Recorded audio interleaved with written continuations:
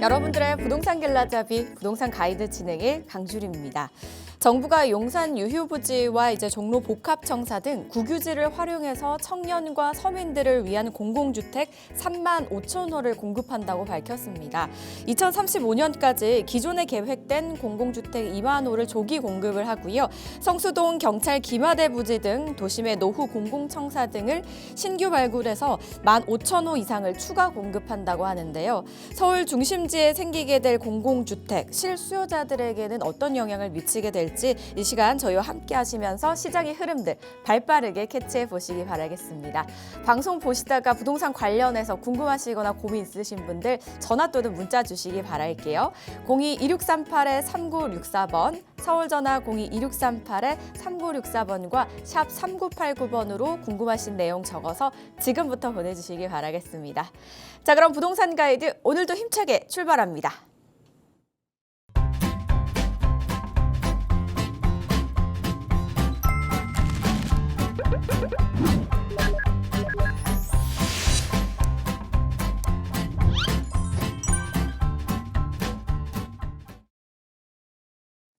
오늘 함께 하실 분 바로 만나보셔야겠죠.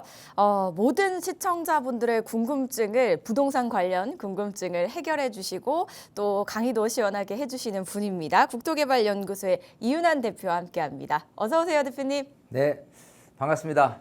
네, 반갑습니다. 전국의 시청자 여러분. 금요일의 남자 이윤환입니다. 자, 이제 8월 이제 중순인데요.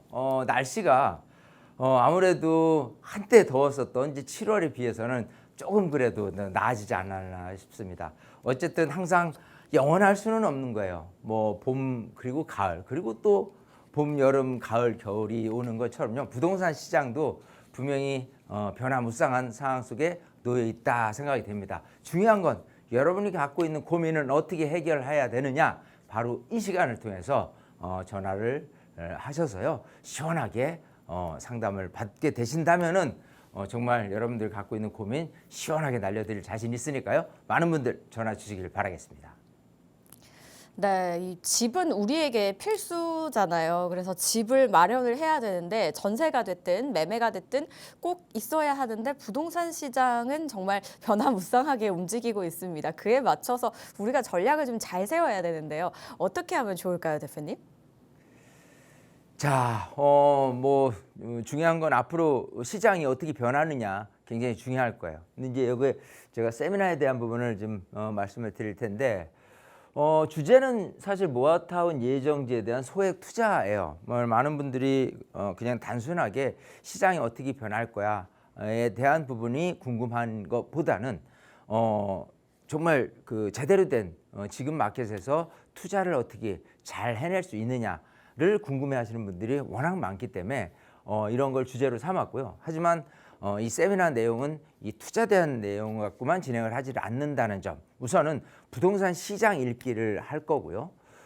그리고 당연히 이제 이 투자에 대한 얘기도 하겠지만은 여러분 갖고 있는 고민 하나하나를 다 풀어 헤치는 그런 식의 시간을 가질 겁니다.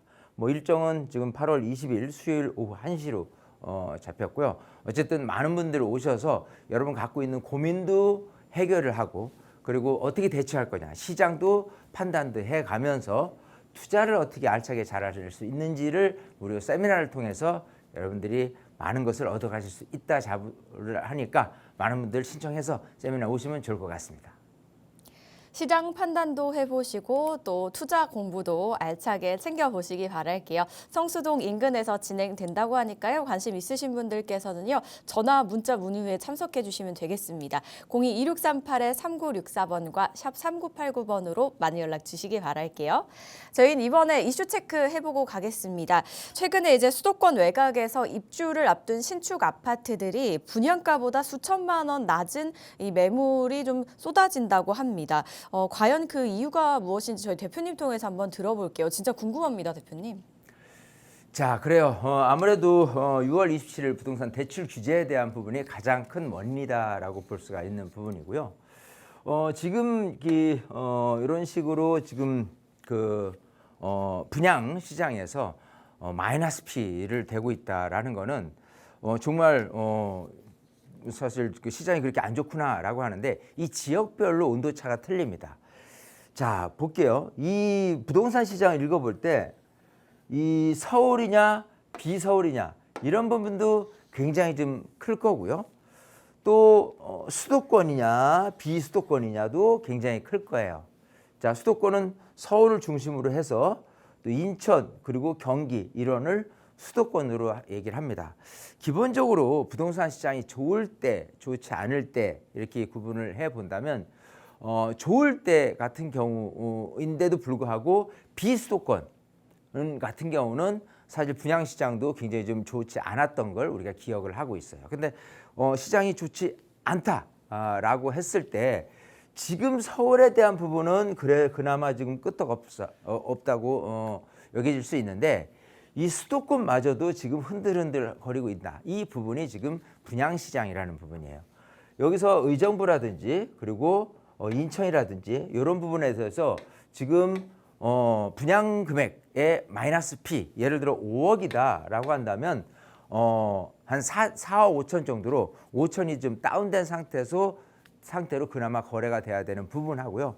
또 세입자들도 굉장히 조금 들어오기 어려운 상황에 놓여 있기 때문에 이러지도 못하고 저러지도 못하고 잔금 치른 것도 굉장히 조금 어려운 상황에 직면해 있는 곳들이 많습니다. 자, 이럴 때 보면은 뭘 잘 판단해야 되냐면 시장이 안 좋을 때 이런 식으로 분양이 안 된다라고 한다면 건설회사 같은 경우도 굉장히 좀 안 좋은 거예요. 건설회사에 또 종사하시는 분들 이것저것 생각하면 경제 테두리 안에서 이런 건설회사가 분양이 안 되는 거를 정부 입장에서는 막아줄 필요가 있는 거예요. 그렇기 때문에 분양이 좀 잘 될 수 있도록 좀 이렇게 촉진시키는 그런 역할을 뭐로 하냐면 세금 정책을 많이 핍니다. 그래서 조세특례제한법이라고 해서 분양이 잘 될 수 있도록 이 분양을 받게 된다면 주택수에서 제외된다든지 양도세에 대해서 감면을 해준다든지 이런 부분이 조특법이라는 조세특례제한법이라는 부분이 나올 수 있어요.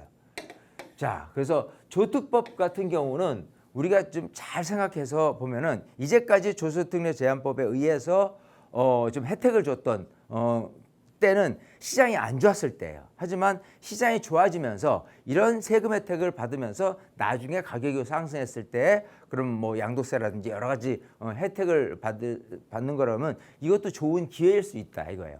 제가 하고 싶은 얘기는 그겁니다.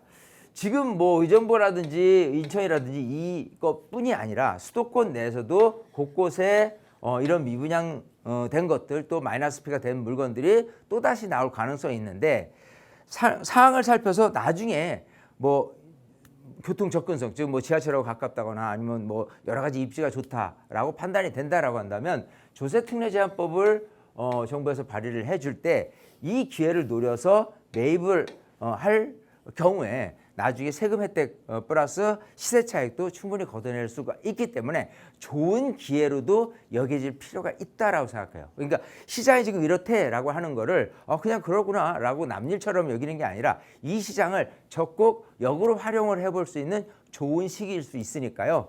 꼭 집어서 뭐 어디를 하라가 아니라 이렇게 만약 분양 시장에서 마이너스 피 미분양 물건들이 나오게 된다면은 유심히 살펴서 좋은 기회로도 승화시킬 수 있다는 좋은 기회가 있으니까 잘 한번 살펴보셔야 된다. 이렇게 말씀드리고 싶습니다.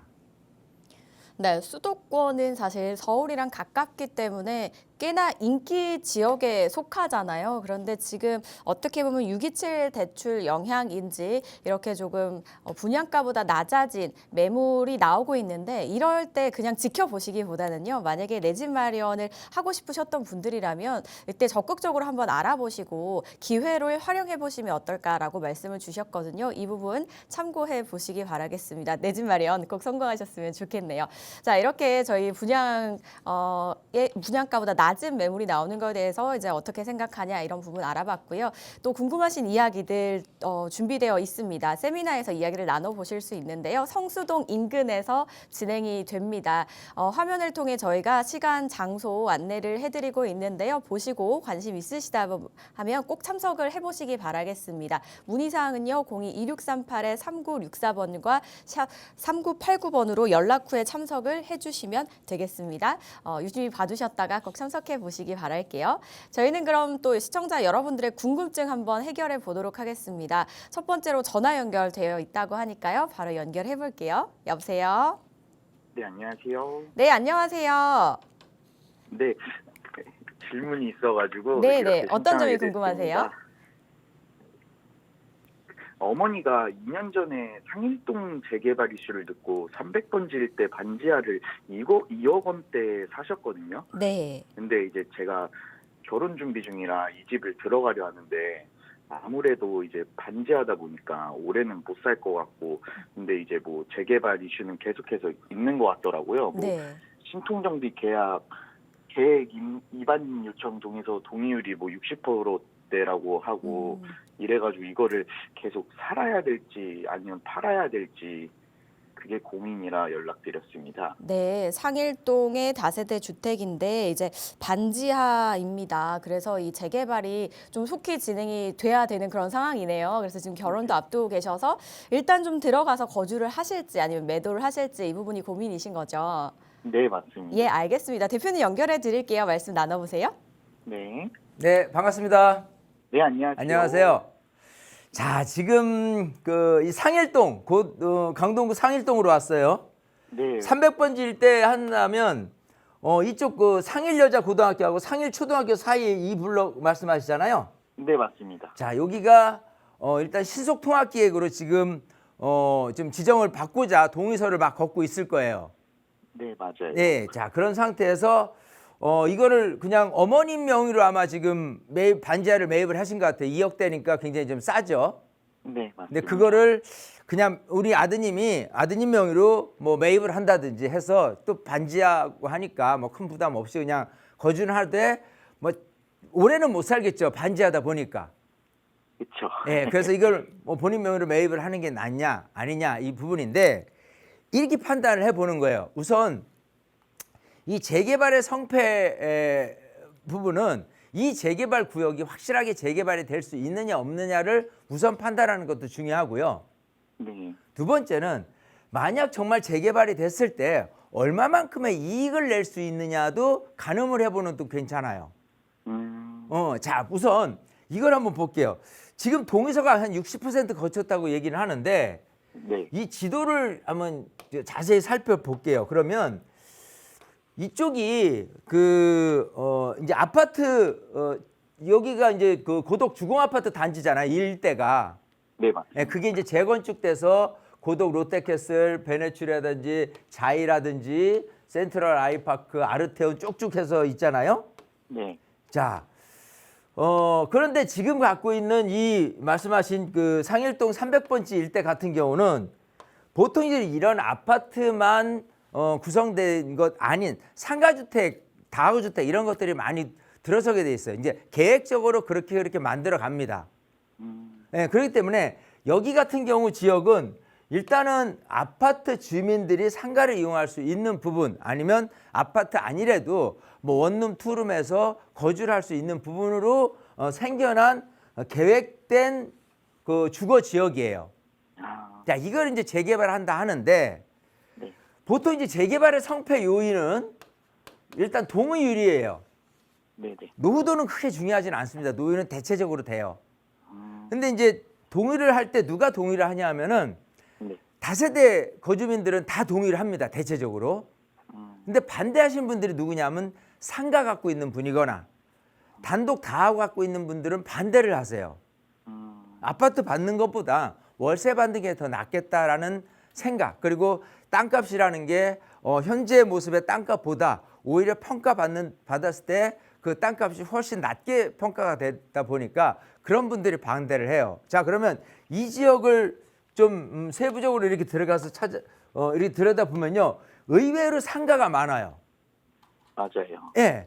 자, 그러면 이렇게 상가가 많은 데 있어서 지금 그쪽 뭐 추진 쪽에서는 60% 동의라고 하는데 일단은 기본적으로 신속통합기획은 도정법에서 진행을 해요.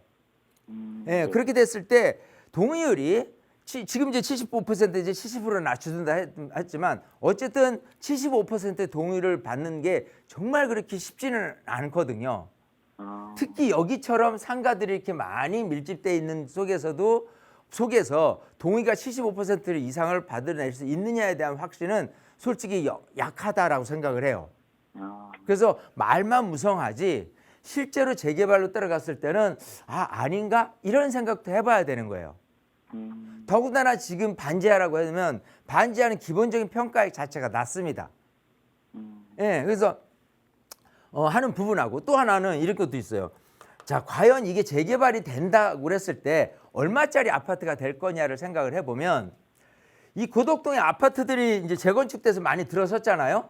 맞아요. 근데 이 안에서도 온도 차이가 확실히 나는 게 고덕 뭐 2단지라든지 3단지 이런 데 같은 경우는 단지도 크지만 지하철역 역세권에 있어요. 네, 맞아요. 그래서 여기 아파트하고 지금 요 지역 상일동 지역에 있는 고덕 롯데캐슬 베네출이라든지 고덕 자이 아파트하고 가격 차이가 3억에서 5억 차이는 벌어져 있어요. 그렇기 때문에 이게 아파트가 새 거다 들어선다고 하더라도 일단 기본적으로 교통이 지하철역하고 가깝지 않고 또 교통에 대한 향후 개선 효과도 없어요. 지금 이 5호선 말고도 9호선은 저쪽 보훈병원에서 더 지금 치고 올라가고 있기 때문에 여기 같은 경우는 교통 개선 효과도 없는 거예요. 그렇게 됐을 때 저는 이제 재개발의 성패 요인은 뭐라고 판단하냐면 30평대를 기준으로 해서 20억이 넘을 수 있는 지역을 노려라 이렇게 말씀을 드리거든요. 그러면 여기 같은 경우에 아파트가 돼서도 20억? 글쎄? 라고 이렇게 교계가 갸우뚱갸우뚱 하실 정도라고 한다면은 이것보다 더 좋은 지역으로 차라리 재개발을 생각해서 가는 게 더 나을 수 있다는 거예요. 이해되시겠어요? 네네. 예, 그러니까 장점이야. 당연히 지금 금액 자체 반지하 2억대 정도면은 굉장히 좀 부담 없이 가는 서울 시내에 뭐 이렇게 부담 없이 갈 수 있는 데 얼마나 있겠느냐라고 하지만은 아까 얘기한 대로 과연 사업이 온전히 동의가 잘 돼서 이루어지기가 불명확하다는 거, 불확실하다는 게 있고요. 또 하나는 아파트 시세가 아무리 새 아파트가 된다 손치더라도 지하철역하고 멀기 때문에 결국은 그런 측면에서 가격이 치고 올라가기는 어렵다라는 단점이 있는 거예요. 그리고 또 마지막에는 반지하라는 평가가 된다고 하더라도 굉장히 낮게 평가되는 그걸 생각을 해본다면 투자라는 게 그래요. 지금 거주까지 생각을 했는데 만약에 2억대인데 전세가 뭐 5천도 안 들어왔어. 그러니까 아니요 거의 전세가 없어. 라고 하면 2억이 다 들어가야 되는 돈이잖아요. 네. 물론 이제 내가 거주비를 생각하면 그마저도 감내할 수 있다고 했는데 투자는 그런 식으로 생각을 안 합니다. 왜냐하면 만약에 2억 투자다. 그러면 이 반지하에 대한 물건을 전세 없이 그냥 이 물건 온전히 사느냐 아니면 만약에 5억짜리를 전세를 3억 끼고 2억의 실투자금을 갖고 사느냐라고 한다면 5억짜리를 사놓는 게 훨씬 유리한 거예요. 같은 투자금으로 따졌을 때. 왜냐하면 일단 평가가 높게 나올 것이고 똑같은 투자액으로서. 그죠? 그리고 지역이 좀 더 나을 수 있는 곳이 있다면 그렇게 해서 딴 곳을 좀 모색을 해보는 게 더 낫지 않나 싶은 거예요. 이해되시겠죠? 네네. 그러니까 딱 하나 어머님이 싸게 샀는데 재개발된다 하니까 좀 나쁘지는 않을 것 같고 지금 뭐 모아놓은 자금은 없으니까 그 정도 선에서 어떻게 토스를 받아볼까 하는데 나중에 들여다보면요. 무조건 위치가 어디냐에 따라서 결론은 버킹엄이 돼요. 그래서 제가 아까 얘기한 대로 사업 진행이 확실히 안 되는 불명확함이라든지 아파트 시세가 그렇게 높아질 수 없는다든지 반지하라든지 이 단점들이 좀 많이 존재하기 때문에 지금 내가 투자적인 관점만 생각하면 거주 말고 라고 생각한다면 좀 더 좋은 입지에 있는 곳을 노려보셔라 이렇게 말씀을 드리고 싶어요. 아시겠어요? 네네. 우리 시청자님은 세미나에 꼭 오세요. 그래서 세미나에서 요목저목 얘기를 해가지고 좋은 데 많잖아요. 용산도 좋은 데고 또 뭐 한강변도 좋은 데고 이런 데 해서 똑같이 뭐 2억대 투자할 수 있다 그러면 그런 쪽으로 조금 모색을 해보는 게 어찌 괜찮지 않나 생각을 해보는 거예요. 아시겠죠? 네, 무슨 말씀인지 이번 알겠습니다. 기회에 잘 한번 좋은 선택을 하시길 바라겠습니다. 네, 우리 정리해 드릴게요. 감사합니다. 네. 네, 재개발이다 보니까 이제 아파트로 완성이 됐을 때 시세를 생각하지 않을 수가 없습니다. 이 부분뿐만 아니라 이제 다른 부분까지 함께 따져봤을 때, 그리고 또 길게 장기적으로 봤을 때 다른 곳으로 이동하시면 어떨까라는 의견을 주셨거든요. 그래서 매도하시는 부분 한번 고민해 보시고요. 이동하시는 부분에 대해서도 또 결정이 있으셨다면 저에게 추후에 상담 요청해 주시거나 세미나 한번 활용해 보시기 바라겠습니다. 상담 내용 도움되셨길 바랄게요. 계속해서 다음 전화도 바로 연결해 보겠습니다. 여보세요? 네, 여보세요? 네, 안녕하세요, 시청자님. 아, 네, 안녕하세요. 네, 어떤 점이 좀 궁금하세요? 네, 네. 아, 저희는 그 딸이 울산에서 살고 있는데 네. 거주주택은 하나 있습니다. 네. 근데 그 거주주택 외에 현금이 5억 정도 있는데 이걸로 그 울산에다가 투자를 생각을 안 하고 네. 서울에다가 투자로 이렇게 해놓고 싶은데 뭐 아파트나 그렇지 않으면 용산 쪽이나 한강변 쪽에 재개발이 될 수 있는 이런 데로 빌라를 투자를 해놓을지 고민을 조금 하고 있습니다. 네. 그래서 조언을 얻고자 이렇게 전화를 드렸고요. 그냥 서울에 올라올 일은 없습니다. 근데 그냥 투자로만 사놓는 거죠. 예. 알겠습니다. 전화 너무 잘 주셨습니다. 일단 투자용으로만 생각을 하시고 계시고요. 여유 자금이 5억 정도 되십니다. 그래서 아파트를 매수를 할지 아니면 좀 재개발지 괜찮은 데가 있을지 이 부분 궁금하신 거죠? 네. 알겠습니다. 대표님 연결해 드릴게요. 네. 네, 반갑습니다. 아, 네. 안녕하세요. 자, 두 따님이 지금 울산에 있는데 울산에 집이 한 채 있어요. 네. 5억 정도를 갖고 울산에다 뭘 하나 사둘까라고 했는데 뭐 거기에 투자하려니까 조금 뭐 선뜻 뭐 울산보다는 서울 쪽에 하면 어떨까를 지금 생각을 해 보시는 거예요. 그죠? 네네. 자, 단순 투자입니다. 살 집은 울산에 있고. 자, 그런 상태에서 뭐를 이제 구분이 되냐면 아파트를 할 거냐 아니면은 아까 뭐 재개발 예정지에 그냥 빌라라도 이렇게 투자를 할 거냐 이런 부분이잖아요. 자, 그럼 이제 이렇게 보자고요. 아파트를 투자한다라고 한다면 5억 갖고 10억 정도 선에 있는 아파트를 투자하게 되는 거예요. 전세는 한 5억 낀 상태에서 만약에 이제 빌라를 한다라고 한다면 뭐 이 정도까지는 안 하겠지만 지역이 어느냐에 따라서 뭐 가격은 굉장히 많이 틀려질 텐데 네. 지역이 어디냐 그리고 사업 속도의 측면에서 사업이 좀 빨리 되고 있는 곳이냐 아니냐 그리고 단지가 큰 곳이냐 뭐 신속통합계획이냐 아니면은 작은 단지로 좀 구성된 모아타운이냐 뭐 여러 가지 방안이 있을 건데요. 네. 이걸 생각해 봐야 돼요. 우선 5억 갖고 아파트를 한다고 했을 때 제가 한 10억 정도짜리 아파트라고 했잖아요. 네. 과연 10억짜리 아파트가 서울에 지금 서울 가격의 평균 아파트 시세는 12억이에요. 네. 자, 그러면 중간에도 안 되는 정도의 지역을 선택을 해야 되잖아요. 네네. 10억짜리 아파트를 보려면. 근데 많은 분들은 그래요. 서울에 사는 데 있어서 이왕이면 서울에 같은 서울이라도 강북보다는 강남 또 다른 한강변하고 먼 구보다는 한강변하고 가까운 구 중심지하고 가까운 구 이런 식으로 사람들이 많이 생각을 하잖아요. 네. 자, 그렇게 된다면 아파트에 대한 부분이 10억짜리를 샀을 때 얼마나 치고 올라갈 거냐를 생각을 해봤을 때 과연 이런 거를 마구 이렇게 사실 분들이 많아질 것이냐 아니냐를 판단을 해본다면 저는 아파트가 투자 용도로 삼기에는 종목적으로는 조금 10억, 5억 투자액 갖고는 조금 부족하지 않나 싶은 거예요. 아, 네. 그러니까 만약에 네. 한 10억 정도 갖고 있다라고 한다면 20억짜리 아파트를 사는 데 있어서 그래도 괜찮은 지역의 아파트를 들여다보되 네. 이 20억짜리가 25억, 30억 될 수 있는 여지를 잘 판단해 본다면 가능할 수도 있어요. 네. 현재는 20억이지만. 예. 근데 말씀하신 대로 지금 아파트를 생각을 한다라고 한다면 분명히 평균 이하의 지역, 뭐 또 대단지, 또 그것도 아니고 또 좀 오래된 뭐 이런 것들을 생각을 해본다면 선호도에 네. 밀리기 때문에 가격이 치고 올라갈 가능성은 별로 없다. 그래서 아파트를 들여다보는 것보다는 네네. 이쪽 빌라를 한번 들여다보는 게 낫지 않겠느냐 생각을 우선 하고요. 네. 그러면 빌라를 투자하는 데 있어서 어느 지역을 할 거냐? 아까 네.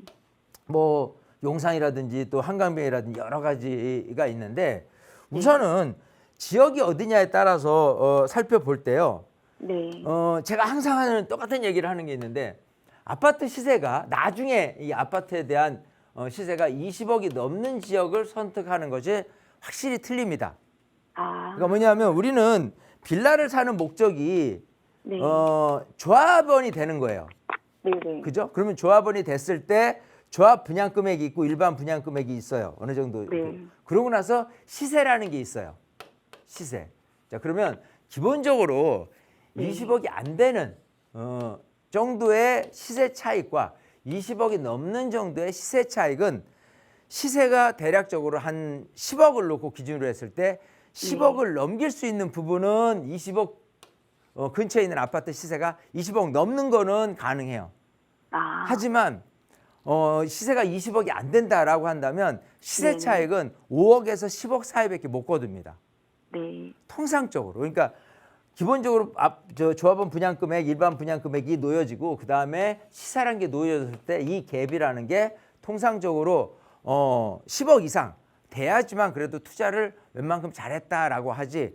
뭐 5, 6억 정도 시세 차익을 재개발 구역에서 빌라를 샀다라고 한다면 좀 뭐 성공했다고 보기에는 좀 어렵죠. 그런 상태에서 빌라를 투자를 한다고 손치더라도 좋은 지역을 하는 거예요. 그거를 근처에 있는 아파트에 대한 시세로서 구분을 할 필요가 있는 부분하고요. 네네. 그 다음에 이제 사업을 이제 재개발 사업을 하는 데서 어느 재개발이냐, 뭐 신속통합이냐, 모아타우냐, 뭐 사업이 좀 빠르냐, 느냐. 사실은 이거는 그닥 중요하지는 않아요. 자, 왜냐하면 지역만 받쳐준다고 한다면요. 네. 또 그 지역 내에서도 사업이 빨리 될 수 있느냐 없느냐의 판단 기준은 조합원들이 선택을 하는 건데 네. 빨리 되는 듯해도 조합원들의 반대가 많이 부딪히게 되면요. 사업은 굉장히 오래 걸리기도 하고요. 지금 아직은 아무것도 이루어진 게 없어. 근데 순식간에 조합원들이 여기 사업을 하고 싶다, 재개발하고 싶다라고 해서 순식간에 동의서가 거쳐지고 순식간에 사업이 속도가 붙어가지고 막 진행되는 곳이 있어요. 네네. 그 속도가 어디서 차이 나냐면 아파트 시세가 좋은 지역 같은 경우는 너도 나도 사업을 빨리 하고 싶어 합니다. 이해되시죠? 그런 측면에서 보면은 사업을 빨리 되고 늦추고 신속통합이냐 모아타운 이런 거 구분하지 말고 좋은 지역에 현재 아무것도 이루어지지 않는다 손치들이 이루어지지 않은 곳이라도 훨씬 이익은 더 커질 수 있다고 생각하는 거예요. 아시겠어요? 네. 네네. 네, 그래서 근데 어쨌든 좀 어렵네요. 어렵죠. 이거 쉽다고 얘기하면 안 되죠. 그 투자인데 그것도 또 따님이 울산에 있는데 서울에 뭘 알겠어요. 근데 뭐니 해도 어쨌든 좋은 지역은 누구든지 아는 법이에요. 자, 그렇기 때문에 뭐 따님 대신해서 우리 어머님이 한번 세미나에 오시든 어떻게든 그런 식으로 공부를 해 나가면서 차근차근 좀 공부가 된다 그러면 이게 맞겠다라고 판단이 서집니다. 그런 확신이 있어야지만 따님한테 정확히 전달을 해낼 수 있는 거예요. 또 사위한테도 좀 자신 있게 얘기를 해줘야 될 거 아니에요, 그죠? 네. 네, 그런 측면에서 우리 시청자님이 꼭 세미나에 참여하시길 당부드리겠습니다. 아시겠죠? 네, 감사합니다. 그때 가서 알려드릴게요, 자세히. 네. 네, 일단 서울 아파트를 매수하기에는 가성비 면에서 좀 만족도가 떨어지시지 않을까라고 말씀을 주셨고요. 그래서 이제 재개발 쪽으로 살펴본다면 일단 지역 선정이 중요합니다. 그래서 지역을 먼저 추려보신 다음에 추후 이제 완성이 됐을 때 아파트로 시세가 좀 궁금하시다면 그 지역 인근 근처 아파트 시세를 한번 살펴보시면 도움이 될 것 같다라는 생각이 들었거든요. 그래서 이제 서울의 재개발지가 워낙 많다 보니까 어디를 선택해야 되는지는 좀 힘드실 거예요, 선택하기가. 그래서 이런 부분은 먼저 지역을 몇 군데 한번 추려보시고 또 궁금하신 부분 생기신다면 세미나 활용해 보시거나 저에게 다시 한번 상담 요청 주시기 바라겠습니다. 이 부분 잘 참고해 보시기 바랄게요. 전화 주셔서 고맙습니다. 저희 이번에는요, 문자 한번 만나보고 가겠습니다. 0842님께서 보내주셨는데요. 면목동의 모아타운 예정지와 효창동 빌라 그리고 자양 일동 빌라 중에 어느 곳이 가장 투자 가치가 높을까요? 라고 보내주셨습니다. 확실히 요즘은 질문들이 대부분 이 재개발지 많이 궁금해 하시네요. 이번에 이제 면목동과 그리고 효창동, 자양동 중에 어디가 나을지 질문 주셨습니다. 한번 분석 떠나볼까요, 대표님? 자, 그래요. 지금 뭐 이분도 이제 뭐 어떤 투자적인 관점에서 지금 콕 집어서 면목동이라고 해서 면목동 같은 경우는 중랑구에 속해 있죠. 근데 이쪽 같은 경우는 구청장의 의지가 굉장히 강해요. 그래서 이 모아타운 예정지만 해도 지금 이제 7개에서 8개로 늘어나고 있는 상황이기 때문에 또 사업의 속도가 이제 박차를 가고 있는 부분. 왜냐하면 한 곳에서 잘 되고 있다 그러면 옆에서도 번져서 같이 도미노 현상 같은 현상이 벌어지고 있는 곳이기도 합니다. 근데 어쨌든 이걸 에워싸고 있는 구가 중랑구다라는 부분이고요. 또 하나 아까 얘기한 거는 효창동이라고 했어요. 예, 효창공원역 근처에 있는데 이거를 둘러싸고 있는 지역은 용산이다라고 얘기를 하고요. 또 하나 아까 자양 뭐 일동까지 언급을 하셨는데 여기 같은 경우에 이걸 둘러싸고 있는 구는 광진구다라는 거예요.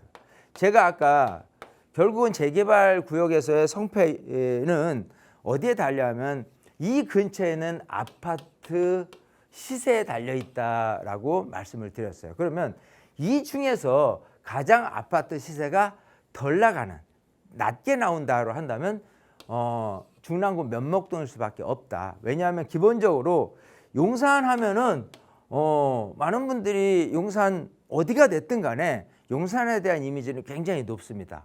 기본적으로는 시세가 뭐 20억이 아닌 25억에 육박할 만큼의 시세인 거고 이 광진구 이 자양동 같은 경우도 마찬가지예요. 시세가 여기 같은 경우는 한강변은 또 틀리겠죠. 한강변 같은 경우는 평당 1억 정도까지 갈 수 있는 부분이지만 그렇지 않은 구역이라고 하더라도 대략 뭐 1000세대 정도다라고 한다면 마찬가지 25억 정도 시세가 호가할 수 있는 부분이다라고 생각이 되고요.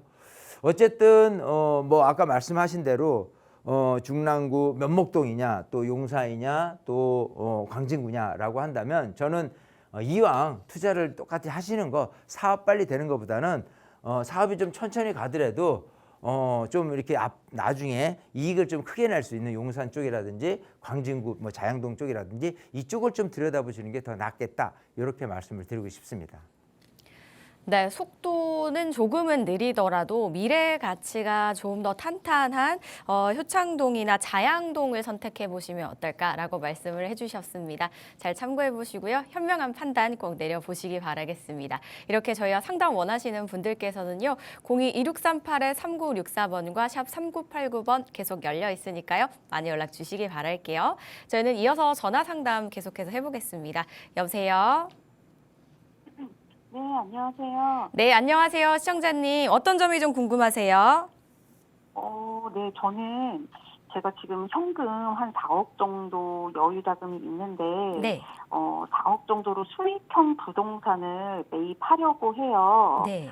뭐 지식산업센터나 뭐 아파트형 공장, 뭐 일반 상가 또는 아파트 내 단지 내 상가 아니면 뭐 오피스텔이나 빌라 중에서 네. 이 중에서 선택을 하려고 하는데요. 예. 어느 것을 선택해야 될지 잘 몰라서 어떤 걸 해야 가장 좋을지 전문가님 의견 듣고 싶어서 연락드렸습니다. 네, 전화 잘 주셨습니다. 일단 지금 4억의 여유 자금으로 수익형 부동산을 보고 계신데 일단 여러 가지를 보고 계시네요. 이 중에 뭐가 괜찮을지 한번 저희가 대표님께 여쭤보도록 할게요. 네. 네, 반갑습니다. 네, 안녕하세요. 자, 지금 수익형 부동산에 대해서 질문을 하셨어요. 자, 4억 정도로 매월 은행에 놓기보다는 아무래도 뭐 뭐 금리야 너무 낮은 거고 수익형 부동산 같은 경우를 통해서 그 월세를 통해서 그거를 얻고자 하시는 건데, 자 수익형 같은 경우는 이제 구분하는 부분이 뭐냐면 임차 형태를 통상 보고 구분을 합니다. 우선 아까 말씀하신 게 뭐 지식산업센터라든지 뭐 아파트형 공장 이거를 했어요. 자 여기에 들어가는 임차 형태는 뭐냐 하면은 사무실이에요. 그죠? 네. 사무실에서 월세 나오는 용도다라는 부분이 있고요. 또 하나는 상가예요. 예. 그래서 일반 상가도 있을 거고 뭐 아파트 내에 있는 단지 내 상가도 있을 거고, 어쨌든 이 상가에 대한 그 월세 형태는 임차인들이 상업에 종사하는, 즉 상업에 종사하는 분들이 임차로 들어온다라는 부분이고요. 또 하나는 오피스텔이라든지 아니면 주택이라든지 이런 부분에 대해서 거주를 목적으로 한 분들에 의해서 임차가 들어오는 형태로 나눠져 있어요. 그죠? 네. 자, 어느 것이 더 맞냐라고 한다면요. 상가 같은 경우는 만약에 잘 매입을 한다 그러면 그 상권이 막 좋아지면서요. 월세도 더 많이 받을 수 있고 여러 가지 측면에서 장점이 될 수 있어요. 근데 오히려 반대가 될 수 있습니다. 신도시 같은 경우라든지 아니면 아파트 내에 있는 단지 내 상가 같은 경우는 그 상권이 너무 이제 도시계획을 짤 때 이 그 거주 이 인원은 얼마가 되는 거고 상업을 시설을 이용하는 거는 얼마가 되는데 그 퍼센티지를 초과할 경우가 굉장히 많아집니다. 자, 그렇기 때문에 자칫 상가에 대한 부분을 잘못 접근했다가 공실이 난다거나 아니면 그 공실에 의해서 계속해서 임차가 안 맞춰질 경우에 월세를 낮춰야 되거든요. 그러면 4억에 대한 월 5%, 4~5%에 대한 연이율 이자를 생각했을 이율로 생각했을 때 그 월세를 받아야 되는데 그게 만약 공실이 이어지고 더 월세를 낮춰야지만 돼요. 그러면 내가 4억에 대한 짜리 샀는데 시세가 뭐 3억도 안 되는 그런 시세로 낮아질 가능성도 있어요. 그래서 이거 같은 경우는 굉장히 좀 조심해야 된다 이렇게 생각을 해요. 그래서 내가 월세 수익을 목적으로 하는 데 있어서 제일 불안정하다라고 생각한다면 오히려 그게 상가다라고 말씀을 드리고 싶어요. 그렇다고 다른 건 안전하냐라고 한다면 그나마 사무실 용도로 쓰이는 곳, 사무실을 수요자들이 많은 그런 곳이라든지 중공업체라든지 뭐 디지털 단지 근처라든지 뭐 이런 데 같은 경우는 그나마도 상가보다도 오히려 더 공실 없이 활용할 가능성이 있기 때문에 요거를 한번 잘 들여다보시고, 또 하나는 오피스텔이라든지 주택이라든지 이거를 또 들여다보시면 월세, 거주 형태의 월세 같은 경우는요. 좋은 지역 같은 경우는 계속해서 공실 없이 이렇게 지낼 가능성이 있기 때문에 오히려 상가가 조금 불안하다라는 측면에서 본다면 오히려 안정적인 부분은 이렇게 사무실로 임차를 놓을 수 있는 수익형 부동산 아니면 주택으로서 월세를 받을 수 있는, 거주로서 월세를 받을 수 있는 수익형 부동산은 이게 더 안전할 수 있다라는 부분이에요. 자, 근데 여기서 보면요. 나중에 이걸 내가 4억에 샀을 때 5억, 6억, 7억으로 갈 경우라면요. 기본적으로는 월세 보전은 맞는데 이 시세 차익을 거두기에는 쉽지 않은 곳들이 굉장히 많습니다. 예를 들어서 수요 공급 논리에서 이 성동구 성수동을 예를 든다면 거기 같은 경우는 뭐 정말 한 10년 전까지만 해더라도요. 굉장히 좀 공장지라든지 이런 것들이 많았었어요. 근데 점점 계속 그 공장이 허물어지고 지산업센터라든지 그 아파트형 공장들이 엄청나게 들어왔습니다. 그러면서 임차인들이 많아지고요. 또 임차인들에 대한 레벨도 높아지면서 소위 4억짜리를 분양받았는데 지금은 8억, 10억 하는 사례가 생겼어요. 근데 지금은 그 정도 가격은 아니겠지만 어쨌든 여기도 잘 들어가면은 시세 차익을 거둘 수 있는 가능성이 있는 곳으로 생각을 해보면 좋은데, 그러기에는 지금 뭐랄까 한 박자 늦었다라는 표현이 맞을 것 같고요. 그래서 여기도 안전하긴 하지만 시세 차익을 거두기에는 약간 역부족일 수 있으니까 또 조심하자라는 부분이고, 여기 같은 경우는 아까 얘기대로 주거를 목적으로 임차를 놓으니까 그나마 상가 이런 데보다도 공실 없이 가는 데 있어서는 안전할 수 있다. 자, 두 번째는 시세 차익을 거둘 수 있느냐라고 한다면 오피스텔 같은 경우, 원룸 투룸 같은 경우에 시세 차익을 거두기는 그렇게 쉽지는 않다예요.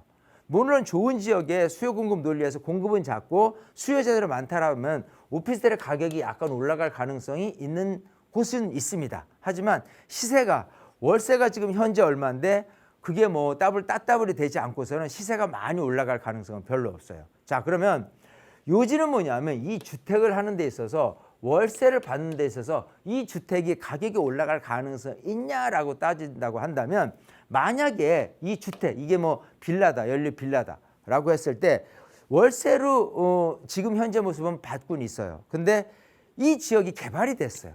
그렇게 된다면 자연스럽게 여기는 월세 받고 있다가 차후에 개발 때문에 조합 자격에 의해서 가격이 올라가고 그럴 가능성이 있는 거예요. 그러면 전체적으로 수익형이라는 부분에 맞췄을 때 더하기 차익형을 거둘 수 있는 종목이 뭐냐라고 한다 그러면은 상가는 아까 불안하다고 했고요. 그리고 지식산업센터나 아파트형 공장 같은 경우도 정말 좋은 곳을 고른다 하더라도 시세 차익을 거두기가 쉽지는 않다 하는 부분이고, 그리고 오피스텔도 그렇고 주택만큼은 충분히 개발에 의한 부분으로 시세 차익을 거둘 가능성이 있기 때문에 여기를 한번 노려보는 것도 저는 괜찮겠다, 이렇게 말씀드리고 싶어요. 아시겠어요? 네네. 네, 너무 장의 너무 말씀을 드렸어요. 왜냐하면 네. 수익형 부동산을 너무 단순하게 생각하기 때문에 그러는데요. 사실 수익형과 시세 차익형이 있다면 종국적으로는 시세 차익형이 이겨요. 예, 그냥 월세 수익 5%짜리를 많이 10년 동안 걷어봐야 50%의 이익이 되는 건데, 시세 차익을 잘만 거둔다 그러면 자기 원금 이상으로 따블로 가격이 올라주거든요. 그런 부분에서 한번 고민을 해보시는 게 낫지 않나 생각을 하는 거예요. 아시겠어요? 네네. 예, 제가 차근차근 종목별로 이렇게 말씀을 드렸으니까 다시 한번 좀 잘 한번 생각을 해보시고 결정하시면 좋을 것 같아요. 네네. 감사합니다. 네, 이렇게 정리해드리겠습니다. 수익형 부동산은 사실 좀 고민이 필요한 분야 같습니다. 자칫 잘못하면 또 위험성도 있는 것 같으니까요. 이 부분 참고해 보시고요. 대표님께서 이제 카테고리별로 좀 설명을 도와주셨으니까 꼼꼼하게 챙겨보신 다음에 좋은 선택 내려보시기 바라겠습니다. 저희는 다음 전화도 연결해 볼게요. 여보세요? 네, 안녕하세요. 네, 안녕하세요. 시청자님. 어떤 점이 좀 궁금하세요? 예, 재건축 진행 중인 지금 송파구 신천동에 장미 아파트 45평짜리를 보유하고 있어요. 네. 네, 재건축 될 때까지 계속 기다리기가 좀 부담스러워서 매도를 이걸 하고 네. 임대 수익이 나오는 한 4, 5층 정도 되는 네. 상가주택이나 뭐 근생 건물로 좀 갈아타는 게 좋을지, 아니면은 재건축 될 때까지 계속 기다리는 게 좋을지 궁금해서요. 네. 갈아타는 게 좋으면은 이제 저쪽 어디야, 분당 쪽 예. 상가주택도 괜찮을지 좀 여쭤봅니다. 네, 알겠습니다. 지금 이제 신천동에 있는 장미 아파트를 보유하고 계신데 이게 재건축까지 기다리기가 조금 부담스러우셔서 지금 다른 곳을 알아보고 계신데, 분당 쪽에 있는 상가주택을 매수하면 어떨까 고민이시고, 만약에 그게 아니라면 오히려 장미 아파트를 계속 가져가야 되는지 이 부분 좀 궁금하다고 전해주셨습니다. 대표님 바로 네. 연결해 드릴게요. 네, 반갑습니다. 네, 안녕하세요. 안녕하세요. 자, 지금 장미 아파트입니다. 뭐 장미 아파트 하면 모르시는 분이 없을 정도로 너무 좋은 곳이에요, 그죠? 네. 네, 자, 장미 뭐 이름만 들어도 너무 아름다운 꽃이에요. 자, 일단 이거 40평대를 갖고 있고 이거를 재건축이 좀 얼마나 걸릴지에 대해서는 사실은 조금 재건축이 빨리 될 수는 없어요. 야, 근데 아시다시피 요 옆에 있는 잠실 5단지가 지금 한참 재건축 진행하고 있잖아요. 예, 그리고 잠실 1, 2, 3, 4단지는 예전에 2008년 정도 입주를 한 단지로 돼 있고, 만약에 잠실 5단지가 재건축이 좀 속도를 내서 빨리 된다라고 한다면 시세는 굉장히 좀 높아질 가능성은 굉장히 높아지겠죠, 당연히. 장미도 그건 마찬가지예요, 그죠? 네. 예, 장미도 당연히 여기 같은 경우는 3,900세대, 여기는 3,500세대. 자, 근데 여기는 기본적으로 옛날에 찾아먹은 용적률이 138%이기 때문에 사업성이 굉장히 좀 좋습니다. 그래서 인기가 굉장히 좋은 반면에 여기는 옛날에 찾아먹은 용적률이 184%밖에 되지 않아요. 물론 사업성이 얘보다는 떨어지지만, 잠시 로단지보다는 떨어지지만, 그렇다고 184%가 사업하기에 굉장히 역부족이냐, 즉 1:1 재건축으로 가느냐는 아니에요. 통상적으로 250%까지 받았을 때 일반 분양 물건도 제법 나오기 때문에 여기도 사업성이 그닥 나쁘다고는 볼 수는 없습니다. 근데 중요한 건 사업 속도 측면에서는 조금 아직은 완전 초기 단계이기 때문에 좀 여기 잠실 5단지 이렇게 오래 기다렸는데도 아직도 지지부진 되고 있는 거 본다면은 오래 걸릴 게 확실한 건 맞아요.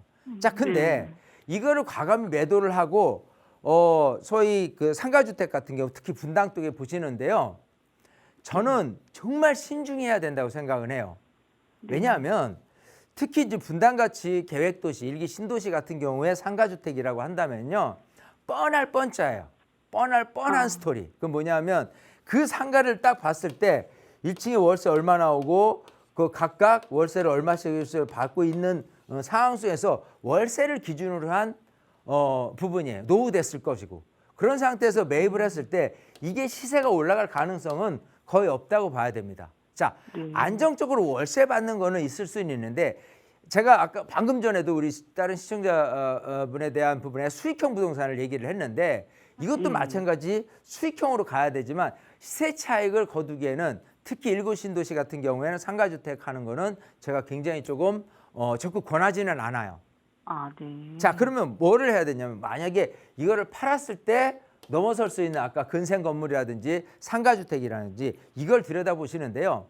정말 이거 아니면 도저히 내 눈에 밟혀서 평생 후회할 것 같다라는 물건이 나오지 않는 이상은 장미를 계속 갖고 가는 게 훨씬 나은 거예요. 왜냐하면 이거를 사가지고, 근생을 사가지고 여기다 시세 차익을 안 거지만 월세는 정도는 어느 정도 보존이 된다 손치더라도, 얘가 지금 얘가 거둘 수 있는 수익률이 5%다. 얘가 거둘 수 있는 부분의 시세 차익률이 10년 안에 이 50%를 넘어갈 가능성이 더 높아요. 이해되시겠어요? 그러니까 제가 드리고 싶은 얘기는, 이거를 버릴 수 있는 용기가 되려면요, 확실한 근생, 왜 대한 부분도 제가 한 2년 3년 공부해 오시라고 해요. 그러고 나서 저랑 상담하다 보면은, 여기는 입지도 앞으로도 비전이 밝고 좋아서 여기 하셔도 저는 괜찮습니다라고 하는 지역은 굉장히 드물어요. 그렇지 않은 데는 제가 정말 차라리 하지 마세요라고 이렇게 말씀을 드리거든요. 우리 시청자님도 지금부터 이 땅에서 급할 거 없어요. 급하게 팔 이유는 없어요. 하지만 내가 정말 괜찮은 근생이라든지 상가주택을 내가 눈에 차서 이거 얼른 해고 싶은데라고 하면 상담보러 오셨다가, 그러고 나서 판단을 하고 나서 그 생각이 맞는다면 과감히 제가 팔고 매도를 하라고 해더라도 때는 늦지 않다는 거예요. 아시겠죠? 그때까지는 확실한 게 나올 때까지는 장미 아파트는 절대 버리시면 안 된다는 거. 이렇게 말씀드리고 싶어요. 아시겠죠? 네, 잘 알겠습니다. 이렇게 정리해 드리겠습니다. 예, 감사합니다. 보유하고 계신 곳보다 확실한 곳이 생기지 않는 한은 계속해서 들고 계시는 걸 말씀 주셨습니다. 잘 참고해 보시기 바랄게요. 저희 상담은 여기까지 해보겠습니다. 상담에 참여하지 못한 아쉬우신 분들, 그리고 조금 더 깊게 이야기 나누고 싶으신 분들을 위한 자리, 대표님께 바로 설명 들어볼게요. 자, 그래요. 8월 20일 수요일 오후 1시에 진행을 합니다. 성수동 쪽에서 하는데, 정말 여러분들이 그 갖고 계신 궁금증, 지금도 우리 시청자분들하고에 대한 고민 상담을 쭉 풀어내면서 시간이 너무 아쉬워. 조금 이거라도 하나 전달해드리고 저거라도 더 전달해드리고 그런 마음이 굴뚝 같습니다. 하지만 계속해서 많은 분들이 대기도 있고 저 해야 하는데 어떻게 그분한테만 그렇게 할애를 해드리겠어요. 하지만 오프라인에서의 세미나를 통해서 보따리 갖고 오시는, 궁금증을 갖고 오신 분들은 그 안에서 시간 제약 안 받고 쿨하게 또 풀어드리는 시간이 있으니까요. 많은 분들 갖고 있는 고민 싹 들고 세미나에 오시고, 그러고 나서 거기서 푸시는 시간 갖도록 하면 좋을 것 같습니다. 네, 문의사항은 02-2638-3964번과 샵 3989번으로 주시기 바랄게요. 저희 방송에서 제공하는 정보는 투자 판단에 대한 조언일 뿐 해당 부동산의 가치 상승과 하락을 보장하지 않는다는 점 기억해 주시기 바랍니다. 저희 여기서 인사드릴게요. 시청해 주신 여러분 고맙습니다.